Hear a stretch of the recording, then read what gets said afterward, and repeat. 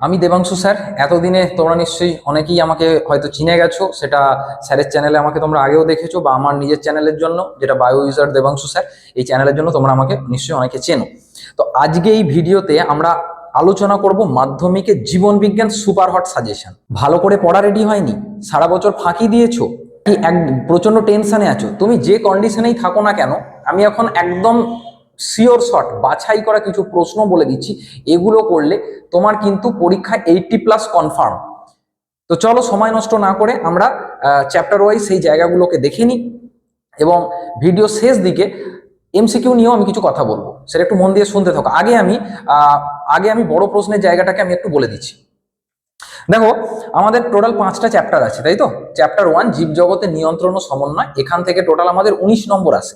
তো 19 নম্বরের মধ্যে 5 নম্বর প্রশ্ন হিসেবে এখানে কিন্তু এবারে ধরে রাখতে পারো তুমি কিন্তু নিউরনের ছবি এসে গেছে। আমি গত বছর মিঠুন স্যারের চ্যানেলে, এই ফ্রেন্ডলি লার্নিং চ্যানেলে এসে বলে গেছিলাম যে এখান থেকে চোখই আসবে, এবং সেটাই এসেছিল। তো যা যা বলেছিলাম সবকিছু এসেছিল। তো এবারেও সেই একইভাবে আমি বলে দিচ্ছি, এবারে কিন্তু নিউরনই আসবে। যদি রিস্ক ফ্রি হতে চাও, নিউরনের সাথে আর একটা প্রতিবর্ত চাপের ছবিটা একটু সঙ্গে করে রাখতে পারো। তাহলে 5 নম্বর তো এখান থেকে তুমি এই ছবি হিসেবে পেয়ে গেলে। পয়েন্টিংটা অবশ্যই নিশ্চয়ই তোমরা এতদিনে প্র্যাকটিস করে নিয়েছো, না করলে আরেকটু করে নেবে। এবার বাকি যে প্রশ্নগুলো আছে তার মধ্যে কোনগুলো একটু ভালো করে দেখবে। পিডিএফ পেতে গেলে কি করতে হবে, তোমাদের আদৌ পিডিএফ চাই কিনা সেটা একটু কমেন্ট করে জানাও। তাহলে তোমাদের কমেন্ট বেশি হলে আমরা পিডিএফটা দেওয়ার ব্যবস্থা করব, এবং কিভাবে পিডিএফটা পাবে সেটা আমি ভিডিওর পরের দিকে বলছি। তো ট্যাকটিক, ট্রপিক, ন্যাস্টিক চলনের পার্থক্য, এই জায়গাটা একটু ভালো করে দেখবে। এখান থেকে ঘুরিয়ে বিভিন্ন প্রশ্ন আসতে পারে। বা ধরো ডেসমোডিয়ামের যে জায়গাটা আছে, জেসি বোসের যে এক্সপেরিমেন্ট আছে, ওই জায়গাটা একটু দেখবে। কিছু কিছু হরমোন আছে যাদের ধরো বিপরীতধর্মী কাজ আছে, যেমন ধরো এফএসএইচ, এলএইচ, এদের কাজের বিপরীতধর্মী যেটা আছে। বা ধরো ইস্ট্রোজেন, প্রোজেস্টেরন, এদের কাজের যে বিপরীতধর্মী যে অংশগুলো আছে, কেন এদের বিপরীতধর্মী, এই জায়গাটা একটু ভালো করে দেখবে। অর্থাৎ সোজা কথা যে প্রাণী হরমোনের যে কাজটা এবং উদ্ভিদ হরমোনের কাজটা, এই জায়গাটা খুব ভালো করে দেখবে। এখান থেকে কোনো না কোনো প্রশ্ন কিন্তু আসবেই। এবং বিপরীতধর্মী যে মানে কাজগুলো আছে, সেটা ইনসুলিন, গ্লুকাগন হতে পারে, এই জায়গাটা একটু ভালো করে দেখবে।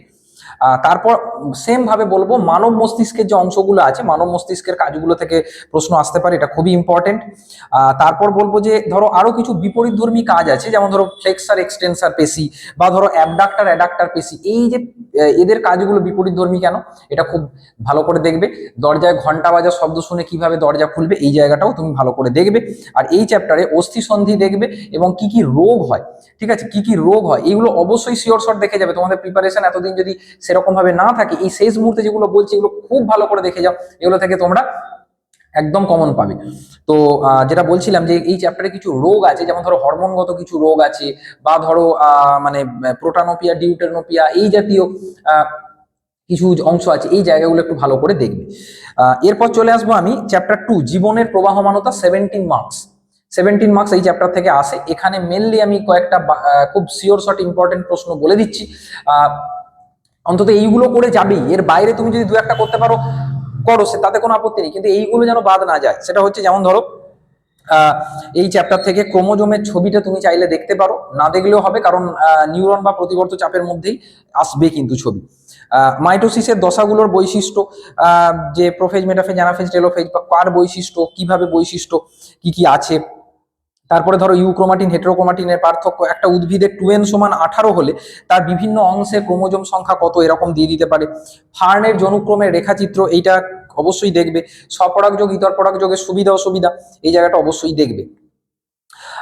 এবং অবশ্যই যে G1, G2, এই যে অংশগুলো আছে তাদের কাজগুলো, এই জায়গাটা ভালো করে দেখবে। এখান থেকে 2 বা 1 এখান থেকে 2 বা 3 বা 5টা তো জেনারেলি তোমার 3+2 করে দেয়, তো এরকম ভাবে প্রশ্ন আসতে পারে। এবং তার সাথে মিওসিস, হ্রাস বিভাজন কেন, বংশগত ও জিনগত রোগ, এখান থেকেও 15 নম্বর আসবে। এখান থেকে কিন্তু বারবার বলছি, আমি স্যারের চ্যানেলে আগেও ভিডিওতে টেস্টের সাজেশনও বলেছিলাম যে অঙ্ক কিন্তু আসছেই। তো অঙ্ক আসছেই যখন, অঙ্কটা কিন্তু একদম যেন যে অঙ্কই দিক তোমার যেন কোনোভাবে প্র্যাকটিসটা এতটাই করো যাতে অঙ্কটা কোনোভাবে না আটকায়। তো যখন কোনো ধরো অঙ্ক করছো, সেটা তোমাকে আগে দেখে নেবে যে থ্যালাসেমিয়া দিয়েছে নাকি হিমোফিলিয়া দিয়েছে নাকি বর্ণান্ধতা দিয়েছে, মানে অর্থাৎ রোগটা যেটা দেখছে সেটা কি এক্স সংযোজিত, অর্থাৎ সেটা কি সেক্স লিঙ্কড নাকি সেটা নাকি সেটা অটোজোমাল, নাকি সেটা অটোজোমাল, এইটা তোমাকে বুঝে নিতে হবে।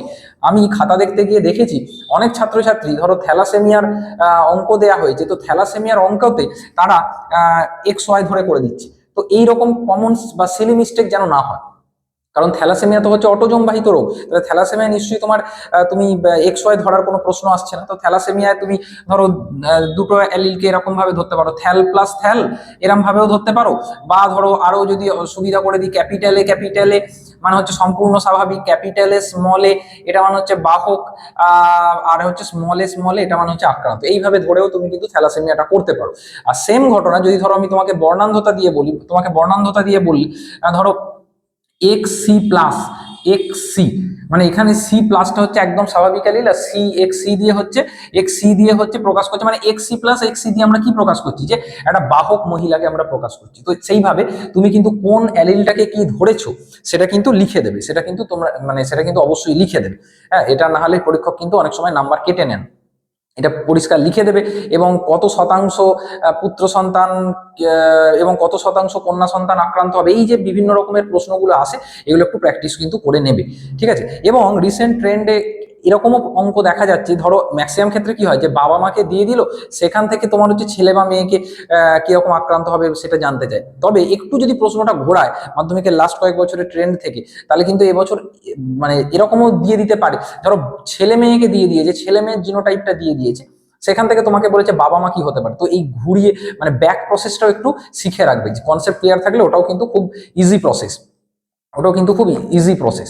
এবং প্রেজেন্টেশন কিভাবে করতে হয়, খাতাটা কিভাবে সাজাবে, সেটা আমার যে ছাত্র আজ পর্যন্ত মাধ্যমিকে রাজ্যের মধ্যে র্যাঙ্ক করেছে বা উচ্চ মাধ্যমিকেও রাজ্যের মধ্যে র্যাঙ্ক করেছে, এরকম অনেক ছাত্র র্যাঙ্ক করেছে, তো তাদের হচ্ছে খাতাগুলো তারা আমি যখন পরীক্ষা নিতাম, মক টেস্ট নিতাম, তারা কিরম ভাবে লিখতো সেটা আমার চ্যানেলে একটা প্লে লিস্ট করা আছে, দেখবে চ্যানেলটা ডিসক্রিপশনে চ্যানেলের লিঙ্ক পেয়ে যাবে, বা ফার্স্ট কমেন্টে চ্যানেলের লিঙ্ক পেয়ে যাবে। তো সেখান থেকে চ্যানেলে গিয়ে মাধ্যমিকের প্লে লিস্টে তোমরা দেখে নিতে পারো যে র্যাঙ্কারদের ভিডিও বলে একটা ভিডিও করা আছে, একটা প্লে লিস্ট করা আছে, সেখান থেকে র্যাঙ্কাররা কিরম ভাবে লিখতো, তো তাদের একটা তুমি কিন্তু দেখে নিতে পারো। এছাড়াও মাধ্যমিকের বেশ কিছু ভিডিও, এই যে অঙ্কগুলো বলছি, যে অঙ্ক ডিটেলস ভিডিও তোমরা আমার চ্যানেলে পেয়ে যাবে।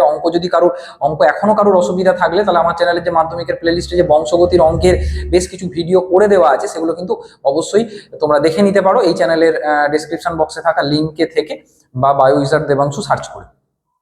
তো এরপর চলে আসবো আর কি করবে, বংশগত ও জিনগত রোগ, অঙ্ক তো একটা পড়ছে 5 নম্বরের, এর পাশাপাশি ধরো মানুষের লিঙ্গ নির্ধারণ, বা ধরো মেন্ডেলের যে বিপরীতধর্মী বৈশিষ্ট্য, মটর গাছ নির্বাচনের কারণ, এই জায়গাগুলো একটু ভালো করে দেখবে।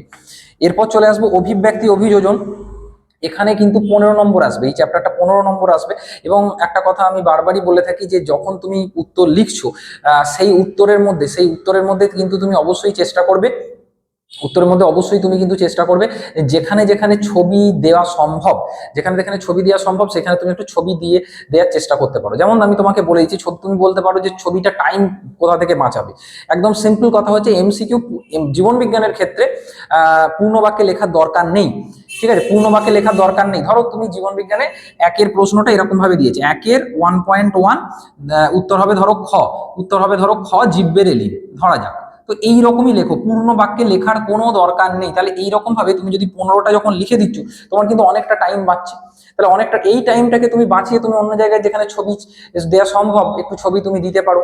বা এক্ষেত্রে আমি আর একটা কথা বলবো, এই ভিডিওর মধ্যেই বলে দেবো, যেটা হচ্ছে যে তোমার গ্রুপ মানে 1 মার্কসের যে প্রশ্নগুলো আসে, সেগুলো চেষ্টা করবে তোমার MCQ প্লাস আদার্স যে 1 মার্কসের প্রশ্নগুলো আসে, সেগুলো তুমি 30 মিনিটে শেষ করে নিতে পারো। তারপরে 2 নম্বরের প্রশ্নে তুমি যখন যাবে, তোমাকে 12টা লিখতে হবে, তাহলে সেগুলোকে তুমি গড়ে 5 মিনিট ধরলে, তাহলে 12 5 60, আর এদিকে 30, 90 মিনিট তোমার এখন হয়ে গেল। আর তোমার লাস্ট যে আমাদের গ্রুপটা আছে, যেখানে তোমার 5 নম্বরের প্রশ্নগুলো লিখতে হয়, ওখানে তুমি ধরো গড়ে যদি ধরো 12-13 মিনিট করে টাইম নাও, তাহলে তোমার ওদিকে হচ্ছে 13 6 78, তাহলে সব মিলিয়ে দেখবে তখনও তোমার প্রায় 10-12 মিনিট থেকে 15 মিনিট পর্যন্ত টাইম বেঁচে আছে। ওই সময়টায় তুমি একবার রিভিশন দিতে পারবে, বা কোনো জায়গায় তুমি একটা ছোট করে বক্স বা জায়গা ছেড়ে রাখলে, সেখানে কিন্তু প্রয়োজন হলে তুমি তখন দু একটা হালকা করে ছবি স্কেচ এঁকে দিতে পারবে। এবং অবশ্যই এটা আমি যে ছবিটা 5-এ পড়ে সেই ছবির কথা বলছি না, ওখানে তো তোমাকে আলাদা করে 12 থেকে 15 মিনিট টাইম দিয়ে আলাদা করে ছবিটা ভালো করে আঁকতেই হবে, যাতে 5-এ 5 পাওয়া যায়। আমি অন্য প্রশ্নগুলোর কথা বলছি, যেখানে ছবির কথা হয়তো বলা নেই, কিন্তু ছবি দিলে পরীক্ষক খুশি হন, তো সেটা তুমি করতে পারো। অভিব্যক্তি অভিযোজন এই যে চ্যাপ্টারটা আছে, এখানে 15 নম্বর এই চ্যাপ্টারটা থেকে থাকে। এবং ল্যামার্কবাদ ডারউইনবাদের তুলনা, এবং ল্যামার্কবাদ ডারউইনবাদের তুলনাটা করবে এবং এদের কনসেপ্টটা খুব ভালো করে ক্লিয়ার করে রাখবে। আমার চ্যানেলের প্লেলিস্টে এই প্রত্যেকটা চ্যানেলে এই প্রত্যেকটা যে চ্যাপ্টার বললাম, প্রায় প্রত্যেকটা চ্যাপ্টারই, একটা চ্যাপ্টার খালি বাদ আছে, তো সেই প্রত্যেকটা চ্যাপ্টারের তুমি এই চ্যাপ্টারগুলোর তোমার ওয়ান শট ক্লাস তুমি পেয়ে যাবে, তো সেইগুলো একবার তুমি দেখে নিতে পারো, তোমার অনেকটা হেল্প হবে। হৃৎপিণ্ডের তুলনামূলক অঙ্গ সংস্থান এবারে খুব ইম্পর্টেন্ট। অভিব্যক্তি অভিযোজনের সম্পর্ক, রুই সুন্দরী ক্যাকটাসের অভিযোজন এই জায়গাটা একটু অবশ্যই দেখবে। মিলারুরের পরীক্ষার যে অনুপাত এই জায়গাটা একটু দেখতে পারো, এবং সমস্ত সমবৃত্তীয় অঙ্গ, আর যে ধরো হট ডাইলিউটস, উপোয়াসারভেট, মাইক্রোস্ফিয়ার এই জায়গাটা একটু দেখবে। এরপর চলে আসবো চ্যাপ্টার 5, এখানে পরিবেশ, তাদের সম্পদ, তাদের সংরক্ষণ, এখানে 24 নম্বর আসবে। এইটায় নাইট্রোজেন চক্র থেকে একটা প্রশ্ন কিন্তু তুমি এবারে এক্সপেক্ট করতে পারো, তো নাইট্রোজেন চক্রটা ভালো করে দেখবে। এটা থেকে একটা প্রশ্ন আসবেই, সেটা হয় বড়তে আসবে নাহলে ছোটতে আসবে, কিন্তু একটা প্রশ্ন তো আসবেই, এই জায়গাটা তুমি দেখবে। এবং বহিরাগত প্রজাতির অনুপ্রবেশের ফলে জীববৈচিত্র্য কমে যায় কেন, আর ধরো এবারে রেড পান্ডা আর সিংহ সংরক্ষণটা একটু ভালো করে দেখতে পারো। এবং তার সাথে সাথে দেখো কিছু কিছু প্রশ্ন আছে যেগুলো হচ্ছে যে এই যে জায়গাটা বললাম, মাধ্যমিকের কয়েক বছরের ট্রেন্ড তুমি লক্ষ্য করলে কিছু কিছু প্রশ্ন আছে জাস্ট ভাষাটাকে একটু চেঞ্জ করে দিচ্ছে। যেমন গত বছর একটা প্রশ্ন দিয়েছিল মানস মানচিত্র, তো মানস মানচিত্র মানে মানে একদমই মাথা খারাপ করার কিছু নেই, একদম রেখাচিত্র টাইপের করে দিয়ে এলেই ওটাই মানস মানচিত্র। ঠিক আছে, যে গত বছর যে প্রশ্নটা ছিল, তো সেরকম ধরো এরকম একটা তুমি বক্স করে দিলে, দিয়ে এদিকে এদিকে যে পয়েন্টগুলো চেয়েছে সেগুলো লিখে দিলে, এইটাই মানুষ মানচিত্র বোঝায়। তো এইরকম যদি এরকম কখনো এরকম শব্দ এলে সেটা নিয়ে কিন্তু ঘাবড়ানোর কিছু নেই, সেটা কিন্তু লিখে আসবে, পরীক্ষক কিন্তু নাম্বার দেবেন। এবং কিছু কিছু প্রশ্ন আছে, যেমন ধরো বাঘ সংরক্ষণ তুমি পড়ে গেছো, তো কখনো কখনো কোনো প্রশ্নকে একটু জাস্ট টুইস্ট করে দিয়ে দেয়, একটু টুইস্ট করে দিয়ে দেয়, উত্তরটা কিন্তু একদম সেম, একটু মাথাটা ঠান্ডা রাখলেই তুমি পারবে। এরকম কিন্তু কয়েকটা প্রশ্ন, 2-3টে করে প্রশ্ন প্রতি বছর দেয়। যেমন ধরো বাঘ সংরক্ষণ, বাঘ সংরক্ষণ তুমি পড়ে গেছো, ওখানে প্রশ্নটা দিল যে বাঘকে জঙ্গলে রাখলে ভালো হয় নাকি, মানে জঙ্গলে তার নিজস্ব পরিবেশে রাখলে ভালো হয় নাকি তাকে চিড়িয়াখানায় রাখা উচিত, তোমার উত্তরের সমর্থনে যুক্তি দাও, এরকম কোনো প্রশ্ন কিন্তু দিয়ে দিতে পারে। বা ধরো মানুষের লিঙ্গ নির্ধারণ, এটাকে এরম ভাবে না দিয়ে, আমি যে মানুষের লিঙ্গ নির্ধারণ তো তোমাকে সাজেশনে বললাম, তো মানুষের লিঙ্গ নির্ধারণটাকে না দিয়ে তোমাকে ভাষাটাকে ধরো চেঞ্জ করে দিল এরকম, যে ছেলে নাকি মেয়ে হবে এ প্রসঙ্গে সমাজের ভ্রান্ত ধারণা নির্মূলের পদ্ধতি ক্রসের মাধ্যমে দেখাও। তো একই তো উত্তর, এটা নিয়ে তো কোনো ঘাবড়াবার কিছু নেই, কিন্তু একটু মাথা ঠান্ডা করে তোমাকে উত্তর দিতে হবে, যাতে তুমি প্রপারলি উত্তরটা দিতে পারো, বা প্রপার উত্তরটা লিখে দিতে পারো। আর অঙ্ক যেরকম যেরকম বললাম, অঙ্ক তো মানে গত বছর স্যারের চ্যানেলে এসে যে অঙ্কটা আমি বলেছিলাম, সেই অঙ্কটা পুরোপুরি হুবহু ভাষাটা পর্যন্ত কমন চলে এসেছিল। তো অঙ্ক আমি জাস্ট একটা নমুনা দিচ্ছি তোমাদের, তো বললামই একটা দেখো জেনারেলি কি হয়, একটা দ্বিসংকর জননের অঙ্ক দেয়, সেটার অরে হচ্ছে তোমার একটা লিঙ্গ সংযোজিত রোগের অঙ্ক দেয়। ঠিক আছে, তো একটা আমি জাস্ট অঙ্ক বলছি, ধরো একজন স্বাভাবিক, এরকম প্রশ্ন তোমরা নিশ্চয়ই প্র্যাকটিস করেছো, টেস্ট পেপারে প্রচুর জায়গায় তুমি এরকম প্রশ্ন দেখতে পাবে, যে একজন স্বাভাবিক হিমোফিলিয়া বাহক স্ত্রীর সাথে একজন স্বাভাবিক পুরুষের বিবাহ হলে তাদের সন্তানদের হিমোফিলিয়া হবার সম্ভাবনা চেকার বোর্ডের সাহায্যে দেখো। তো এইরকম প্রশ্ন যখন পড়বে, তোমাকে কিন্তু পুরো ক্রসটা করে দেখাতে হবে। আমি যেটাই বললাম, প্রথমে অ্যালিলটা লিখবে, তারপর কোন অ্যালিলের কি মানে, তাদের মধ্যে কোনটা পিতৃজনু, কোনটা মাতৃজনু, কোনটা পিজনু, তাদেরকে গ্যামেট বার করবে, সেখান থেকে তাদের ক্রস করে চেকার বোর্ড করে পুরো একদম কম্প্যাক্ট উত্তর যেরকম হয়, তো সেইভাবে তোমরা কিন্তু লিখবে, তবেই তোমরা কিন্তু সেই ক্ষেত্রে ফুল মার্কস পাবে। নাহলে ছোট ছোট ক্ষেত্রে কিন্তু তোমার মার্কসটা ডিডাক্ট হতে পারে, সেখানে ছোট ছোট ক্ষেত্রে তোমার মার্কসটা কিন্তু কমে যেতে পারে। তো সেইটার বিষয়ে তুমি কিন্তু অবশ্যই সতর্ক থাকো। আর যে প্রশ্নগুলো বললাম সেগুলো অবশ্যই দেখে যাও। পিডিএফ চাই কিনা অবশ্যই কমেন্ট করো, তোমাদের কমেন্ট থাকলে তাহলে এই ভিডিওর ডেসক্রিপশন বক্সে যে হোয়াটসঅ্যাপ গ্রুপের লিঙ্কটা থাকবে, বা প্রথম কমেন্টে, দুটো জায়গার মধ্যে কোনো একটা জায়গায় থাকবে, তো এখানে ওই হোয়াটসঅ্যাপ গ্রুপের তোমরা জয়েন করে যাবে, সেখানে তোমরা একদম ফ্রি অফ কস্টে এই যে ইম্পর্টেন্ট কিছু প্রশ্ন আমি বললাম তার পিডিএফটা আমরা দিয়ে দেবো।